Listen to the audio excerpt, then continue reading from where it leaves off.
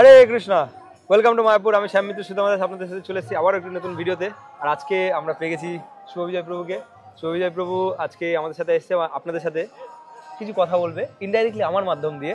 আমি কিছু কোশ্চেন করবো প্রভুকে, প্রভু সেগুলো আপনাদেরকে ইনফরমেশন দেবে আর আপনারা সেটা ওনার কাছ থেকে জেনে নেবেন, ওনার শ্রীমুখ থেকে।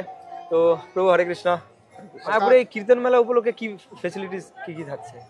ফেসিলিটি আমাদের রুমের একটু ক্রাইসিস আছে সত্যি কথা বলতে গেলে মায়াপুরে, কিন্তু থাকার ব্যবস্থা কিন্তু কেউ যদি মনে করে আসবো, হ্যাঁ অবশ্যই কোথাও না কোথাও থাকার ব্যবস্থা হয়ে যাবে।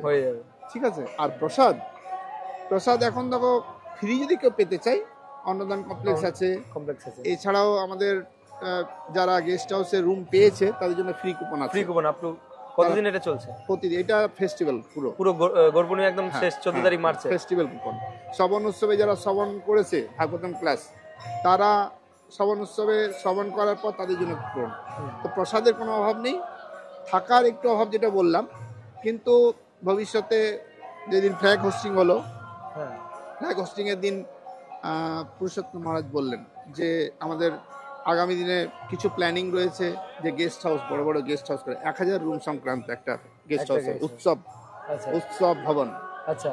তো প্লাস নামহট্টে দুটো বিল্ডিং হবে। আমাদের ন্যাশনাল ইন্টারন্যাশনাল স্কুল না, ন্যাশনাল স্কুলের অপোজিট সাইডে যে জায়গাটা রয়েছে দুটো বিল্ডিং হবে, দুটো বড় বড়। হ্যাঁ, প্লাস গদার পেছন দিকে যে জায়গাটা রয়েছে, গদার রিসেপশনটা ওই সামনের দিকে চলে আসবে, ওইখানে একটা বিল্ডিং হবে। প্লাস প্রভুপাদ ভবন অলরেডি হচ্ছে। ঠিক আছে। এমআইএ আরো দুটো বিল্ডিং হবে। তো আগামী এখন অনেক ক্রাইসিস চলছে হয়তো, রুমের ক্রাইসিস।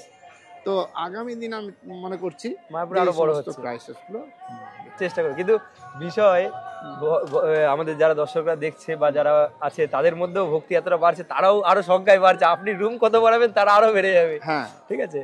ভক্তের পরিমাণও বাড়ছে দিন দিন। মানে মায়াপুরে এখন তার কোনো তিথি নক্ষত্র কেউ দেখে না, মানে শনিবারেও যা ভিড়, সোমবারেও তাই ভিড়। আচ্ছা, বিষয় এখন এই কীর্তন মেলা প্রভু কদিন চলবে? কীর্তন মেলা 1 তারিখ পর্যন্ত চলবে। 1 তারিখ পর্যন্ত 4 দিন হতো আগে। কিন্তু মায়াপুরে এত কীর্তনিয়া, আমার খুব দুঃখ লাগছে। আমি এই ভিডিওর মাধ্যমে বলতে চাইছি, হ্যাঁ, মায়াপুরে অনেক ভালো ভালো গায়ক যাদেরকে আমরা চান্স দিতে পারলাম না। তো আমি তাদের কাছে প্রণাম করে তাদের কাছে ক্ষমা ভিক্ষা চাইছি, যেন আগামী দিনে 5 দিনের জায়গায় 10 দিন কীর্তন মেলা হয়, যেন সবাই চান্স পায়। প্রভু এই যে কীর্তন মেলা ভক্তদের মনে কিরকম এক প্রভাব ফেলছে? কীর্তন মেলার ভক্তদের মধ্যে প্রভাব তখনই পড়বে সেই ভক্তের উপর যে এখানে এনগেজ থাকবে।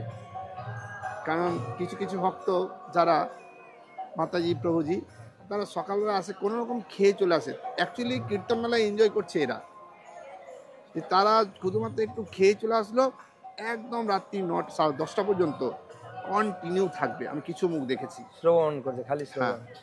এবং যারা এরকম থাকছে তারা রুমে গিয়ে ঘুমাচ্ছে না, তাও কীর্তনের সুর চলছে। আমি এটা ফিলিং করি, কারণ আমি থাকি, আমি জানি।